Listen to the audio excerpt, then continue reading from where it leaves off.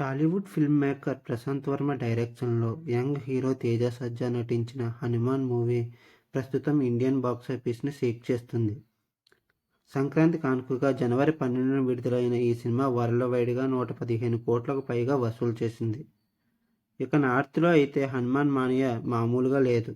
Hindi audience సినిమాకు చూపిస్తున్న ఆదరణకు రోజురోజుకు అక్కడ థియేటర్లు పెంచుకుంటూ పోతున్నారు. అయోధ్య రామమందిరం ప్రారంభోత్సవం హనుమాన్కు అక్కడ మరింత ప్లస్ అయింది.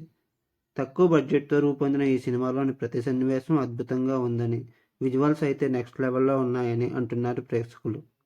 ఇదిలా ఉంటే ఈ సంక్రాంతికి మొత్తం 4 సినిమాలు రిలీజ్ అయితే అందులో Hanuman Tollywood all time Sankranti records గ్రాసర్గా దూసుకుపోతుంది.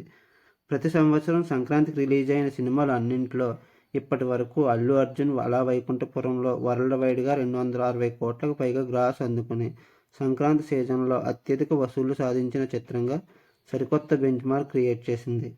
ఇప్పుడు ఈ రికార్డును బ్రేక్ చేసి ఇతర భాషల సహాయంతో సంక్రాంతికి హయ్యెస్ట్ గ్రాసర్గా నిలిచే దిశలో హనుమాన్ మూవీ పరుగులు పెడుతుంది. హనుమాన్ అన్ని లాంగ్వేజెస్తో కలిపి ఫస్ట్ వీకెండ్లో 140 కోట్లకు గ్రాస్ రాబట్టింది.